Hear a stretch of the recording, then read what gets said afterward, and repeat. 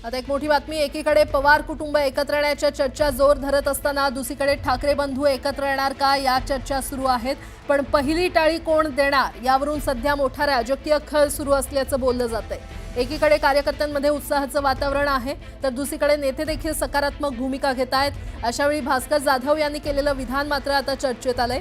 युतीचा प्रस्ताव राज ठाकरे यांनी दिला पाहिजे असं मत भास्कर जाधव यांनी व्यक्त केलंय। इतिहासातील वाद विसरून एकत्र येण्यासंदर्भातलं वक्तव्य राज ठाकरे यांनी केलं होतं, त्यामुळे महाराष्ट्राच्या हितासाठी राज ठाकरेंनी प्रस्ताव दिला पाहिजे असं भास्कर जाधव म्हटलंय। आता भास्कर जाधव यांच्या विधानानंतर मनसे काय भूमिका घेणार किंवा काय उत्तर देणार हे पाहणं महत्त्वाचं ठरेल।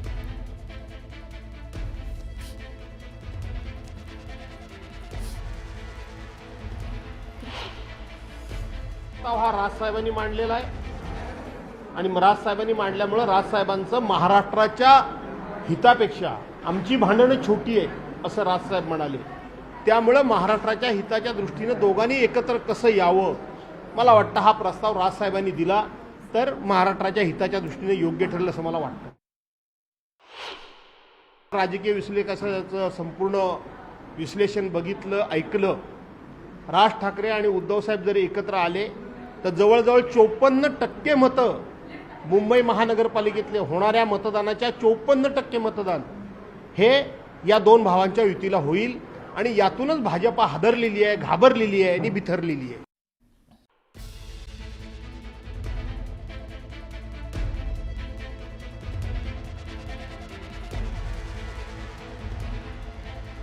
मोठी बातमी, पावसाळा सुरू झाला की वेध लागतात ते सण उत्सवांचे। महाराष्ट्राचा महाउत्सव म्हणजेच गणेश उत्सवाची सुरुवात होते ती जगप्रसिद्ध लालबागच्या राजाच्या पाऊल पूजनानं। संकष्ट चतुर्थीच्या मुहूर्तावर लालबागचा राजा सार्वजनिक गणेशोत्सव मंडळानं मूर्तिकार कांबळी आर्ट्स यांच्या कार्यशाळेत मंडळाचे अध्यक्ष बाळासाहेब कांबळे यांच्या हस्ते लालबागच्या राजाचं पाद्यपूजन करण्यात आलेलं आहे। या पाद्यपूजनानंतर आता प्रत्यक्ष लालबागच्या राजाची वात्सल्य मूर्ती साकारण्यास सुरुवात होणार आहे। त्यामुळे आता खऱ्या अर्थानं गणेशोत्सवाचे पडघम वाजायला सुरुवात झालेली आहे आणि या संदर्भात अधिक माहिती देत आहेत आमचे प्रतिनिधी उदय जाधव आपल्यासोबत जोडले गेलेले आहेत।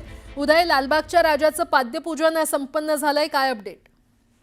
आपण पाहतो की पावसाळा सुरू झालेला आहे आणि पावसाळा सुरू झाला की सर्वांना सण उत्सवांचे वेध लागतात आणि अशात सर्वांचं लक्ष असतं ते म्हणजे गणेशोत्सवाकडे आणि गणेशोत्सवाची सुरुवात जी आहे ती लालबागच्या राजापासून होते। लालबागचा राजा जगप्रसिद्ध आहे आणि जगप्रसिद्ध या लालबागच्या राजाची मूर्ती घडवण्याचं काम जे आहे ते आजपासून सुरू झालेलं आहे। आज संकष्ट चतुर्थी आहे आणि संकष्ट चतुर्थीच्या मुहूर्तावरती लालबागचा राजा सार्वजनिक गणेशोत्सव मंडळाने लालबागच्या राजाचं पाऊल पूजन जे आहे ते आज पहाटे 6 वाजता कांबळी आर्ट्स यांच्या कार्यशाळेमध्ये केलेलं आहे। म्हणजे जिथे मूर्तिकार मूर्ती घडवतात त्या कार्यशाळेमध्ये आज लालबागच्या राजाचं पाऊल पूजन जे आहे ते पार पडलेलं आहे आणि आजच्या या पाऊल पूजनानंतर आता प्रत्यक्ष लालबागच्या राजाची वात्सल्यपूर्ण मूर्ती जी आहे ती साकारण्यास सुरुवात होणार आहे।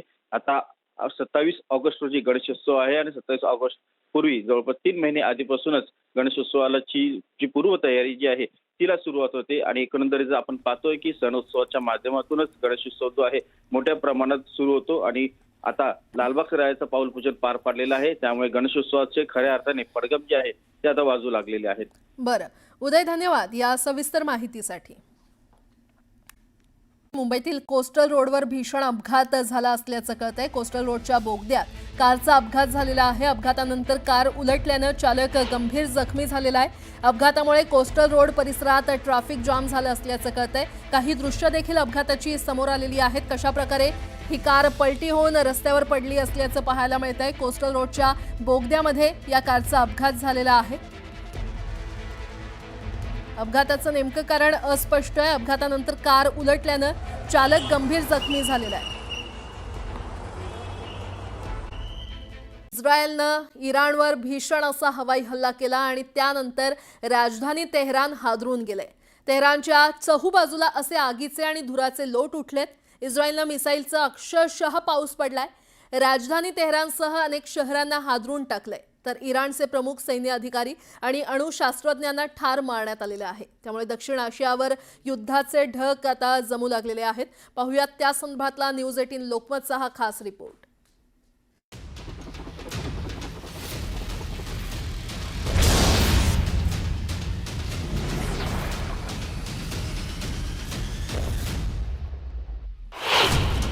इराणवर इस्रायलचा भीषण हवाई हल्ला.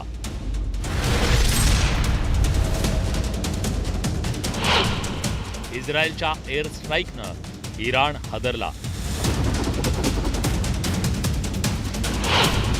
इस्रायलकडून इराणमध्ये मृत्यूचं तांडव. इराणची राजधानी तेहरानच्या आकाशातील या आगीच्या गोळ्यांनी खोमेनींची अक्षरशः झोप उडवली. कारण बघता बघता इस्रायलच्या क्षेपणास्त्रांनी इराणला जबरदस्त असं घायाळ केलं. या हल्ल्यात ना त्यांचे एअर डिफेन्स सिस्टीम कामी आले, ना त्यांचं रडार त्यांना वाचवू शकलं. इस्रायलनं इराणच्या एअर डिफेन्स सिस्टीमला चकवा देत आपल्या लढाऊ विमानांनी तेहरानवर बॉम्ब वर्षाव केला. हा हल्ला इतका भीषण होता की इराणला त्यातून लवकर सावरणं आता कठीण आहे. काही मिनिटांच्या या हवाई हल्ल्यात अनेक घरं उद्ध्वस्त झाली. इस्रायलनं अतिशय चाणाक्षपणे इराणला अशी जखम दिली आहे जी त्यांना कधीच विसरता येणार नाही. इस्रायलनं इराणची राजधानी तेहरान आणि पिरानसह जवळपास 30 शहरांवर 300 पेक्षा जास्त मिसाईल लागले. त्या ऑपरेशनला नाव दिलं गेलं ऑपरेशन रायझिंग लॉयन. या हवाई हल्ल्यात इराणचे सर्वोच्च सैन्य कमांडर मारले गेले. इराणचे अनेक अणुशास्त्रज्ञ मारले गेले. या हल्ल्याची जी दृश्य समोर येत आहेत ती जगाला हादरवून टाकणारी आहेत. इस्रायलच्या बॉम्ब वर्षावानं तेहरानमधील अनेक घरं जळून खाक झाली. या बॉम्ब वर्षावात केवळ घरं इमारतीच नाही तर रस्त्यांवरच्या गाड्याही जळून खाक झाल्या. राजधानी तेहरानमधील नागरी वस्तीलाही टार्गेट केल्याचं सांगितलं जातंय. त्यामुळे हल्ल्यात अनेक सामान्य नागरिकांचा जीव गेला, ज्यात महिला आणि लहान मुलांचा समावेश आहे. तेहरानमध्ये जे झालं त्याने संपूर्ण पश्चिम आशियाला हादरवून टाकलंय. इस्रायली हल्ल्यानंतर अनेक इमारती आगीच्या भक्षस्थानी पडल्या. इमारतींना लागलेली आग विझवण्यासाठी अग्निशमन दलाच्या अनेक गाड्यांना पाचारण करावं लागलं. या हवाई हल्ल्यात अनेक घरं, नागरिक वस्त्या टार्गेट करण्यात आल्या. अनेक गाड्या जळाल्या. सगळीकडे फक्त विध्वंस दिसत होता. ज्या इमारतीत आम्ही राहतो तिला उडवण्यात आलं. मला माहित नाही त्यांनी मिसाईलनं हल्ला केला की कशानं.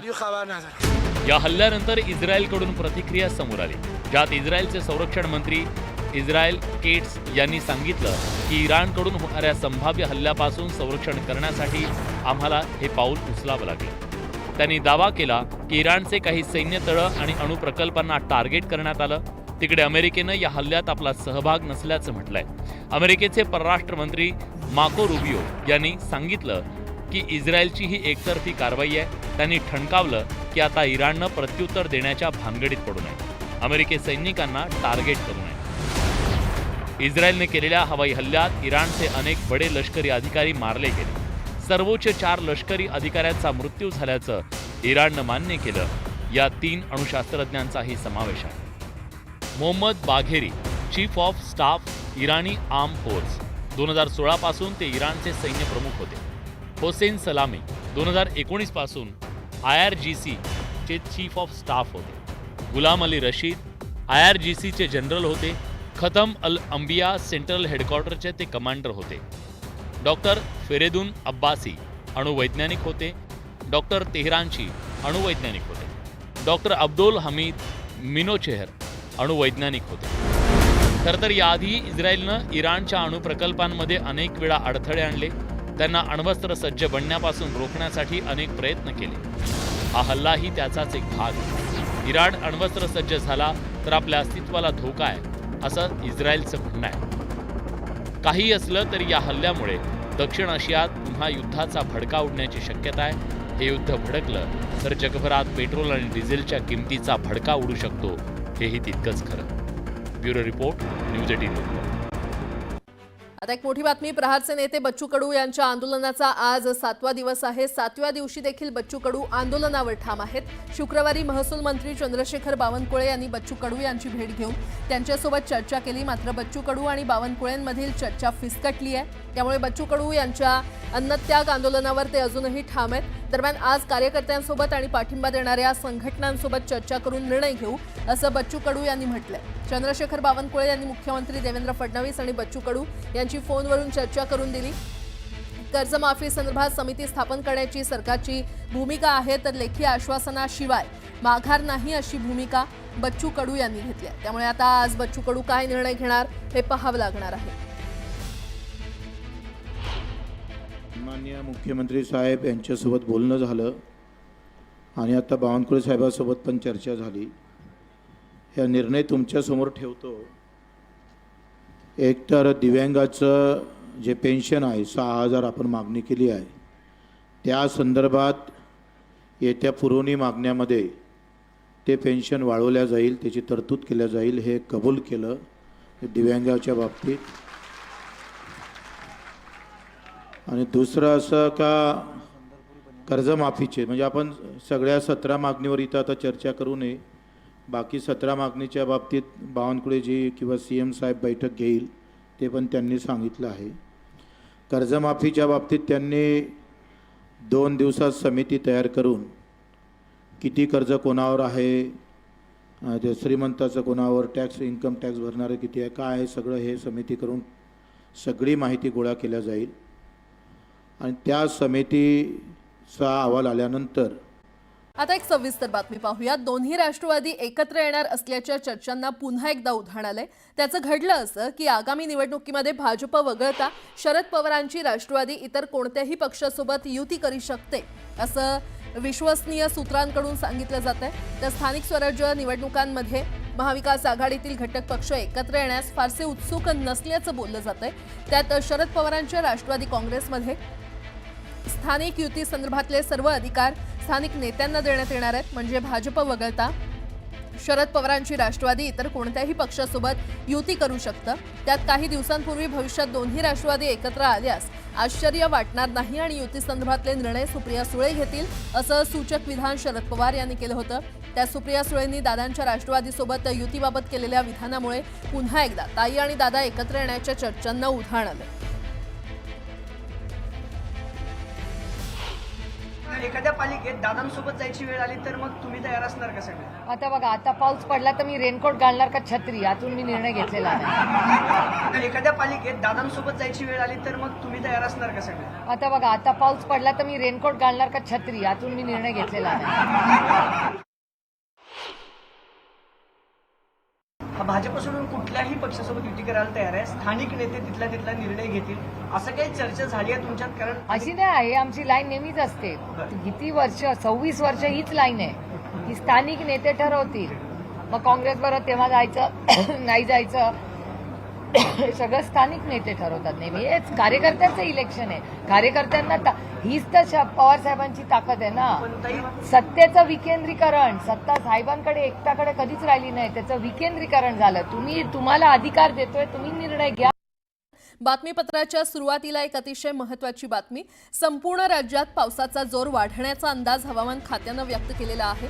यानुसार काही भागात पावसानं हजेरी लावली आहे। मुंबईत देखील शुक्रवारी मध्यम स्वरूपाचा पाऊस पडला।